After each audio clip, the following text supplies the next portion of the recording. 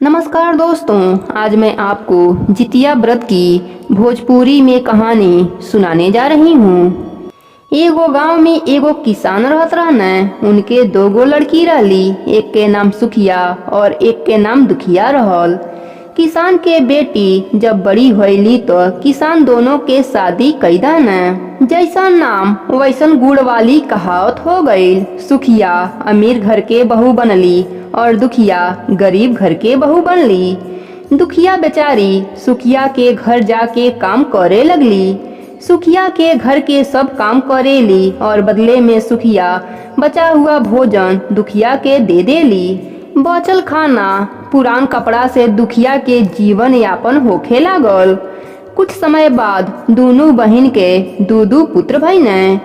एक बार जितिया के व्रत आयल। दोनों बहन जितिया के व्रत कैली।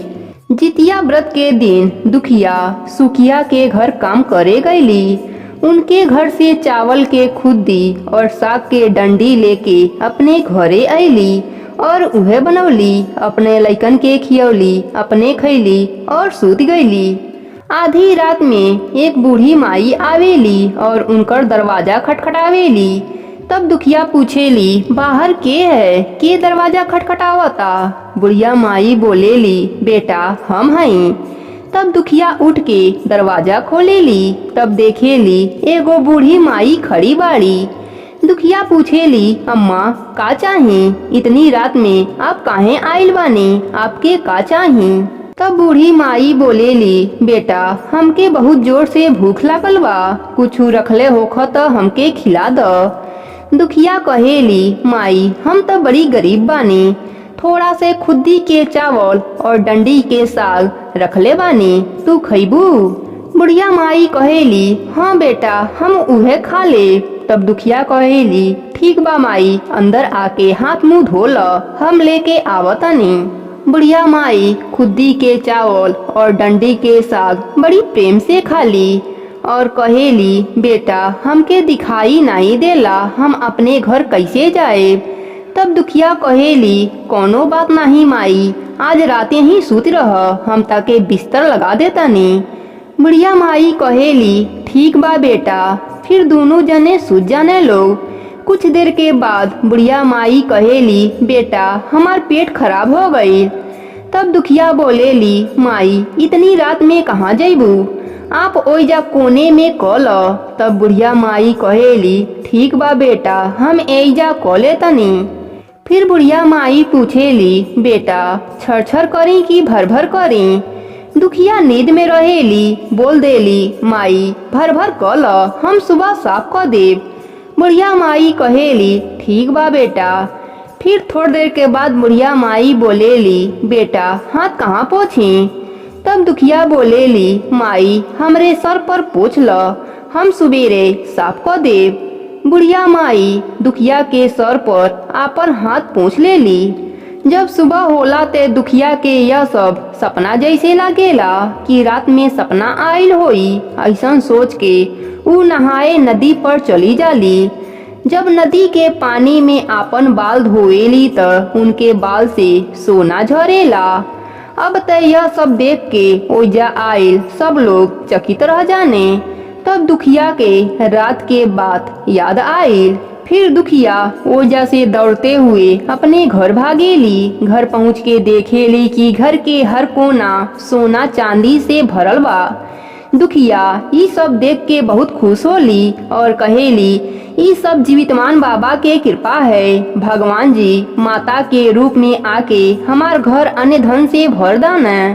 अब तो दुखिया के दुख के दिन फिर गए, वो अमीर हो गईली। दुखिया अपने बेटा से बोलेली, जा सुखिया मौसी से तराजू मांग ला, देखल जाई कितना किलो सोना और कितना किलो चांदी बा। बेटा दौड़ल जाला सुखिया के घर और बोलेला, मौसी माई तराजू मंगला है। सुखिया कहेली, तहार अम्मा का ना पी हैं? तब लइका बोलेला, हमरे घर में बहुत सोना और चांदी बा, माँ उहे ना पी।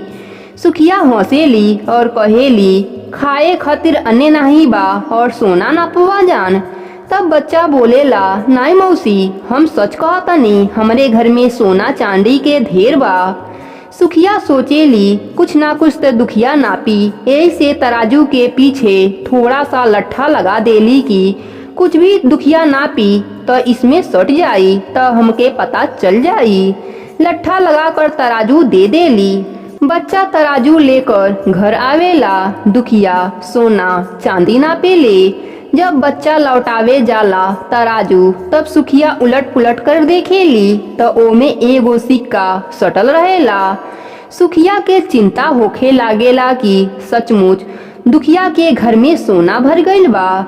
तभी ते उ काम पर नहीं आइलस। ई सोचकर सुखिया दुखिया के घरे जाली कि का बात है, इन्ना सोना कहाँ से आइल। तब दुखिया आपन सब बात बतावेली कि तारे घर से खुद्दी के चावल और डंठल के साग लाई लानी है, ओई के बनौले रहनी है। रात में एगो बुढ़िया माई ऐली है, उ खाना मंगली है ते उहे खाना दे दानी है।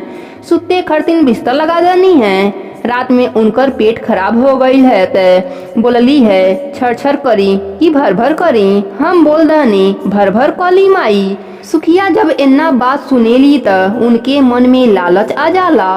अब तो उहो अगले साल जितिया व्रत के दिन खुद्दी के चावल और डंठल के साग बनावेली और खा पी के सुते चले जाली। उनके घरे भी रात में बुढ़िया माई आवेली और दरवाजा खटखटावेली। सुखिया तब पहले से ही इंतजार करेली। सुखिया जल्दी से दरवाजा खोलेली और जौन खाना रखले रहेली वह बुढ़िया माई के आगे लाकर रख देली। बुढ़िया माई खाना खा के कहेली, बेटा हम घर कैसे जाई, हमरे आँखी से दिखाई नहीं देला। सुखिया कहेली, कोनो बात नहीं बुढ़िया माई, तू ए जा आज रात के सूत जा, हम ताके बिस्तर लगा देता नी। फिर सुखिया बुढ़िया माई के बिस्तर लगा के अपने खुशी खुशी सुते चली जाली। कुछ देर के बाद बुढ़िया माई बोलेली, बेटा हमार पेट खराब हो गए, हम कहाँ जाएं। सुखिया तब पहले से ही तैयार रहेली। झट से बोलेली, माई कोना देख के कॉल।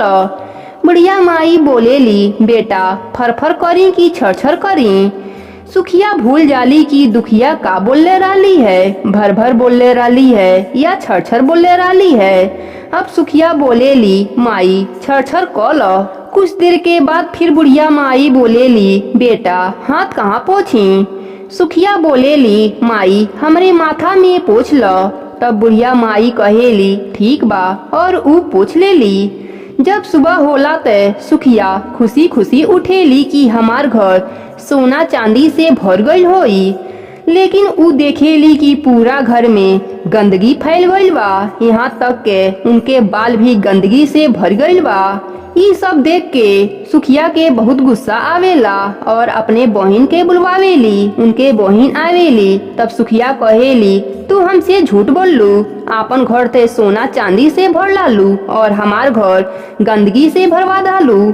तब दुखिया बोलेली, दीदी आप का बोलले रानी हैं, छरछर बोलले रानी हैं कि भर भर बोलले रानी हैं। तब सुखिया बोलेली, हम छरछर बोलले रानी हैं। तब दुखिया बोलेली, यहीं पर ते तू गलती को डालू, ये सब भगवान के माया रहल। काहे से तारे पास सब कुछ रहल, हमरे पास कुछ नहीं रहल, सिर्फ खुद्दी के चावल और साग के डंठल रहल जौन हम बनौले रहनी।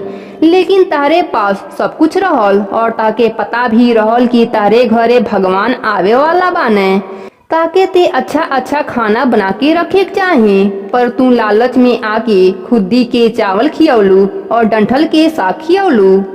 सुखिया के अपने गलती के पश्चाताप होखे लगेला और जीवित वाहन बाबा से अपने गलती के क्षमा मांगे लगेले। जीवित वाहन बाबा आपन माया समेट लेने। हे जीवित बंधन बाबा, जैसे रौरे दुखिया के दिन फिरनी, वैसे ही आपके ई कहानी जे सुनत होई ओकर दिन फेरब। प्रेम से बोलिए जीवित बंधन बाबा की जय हो।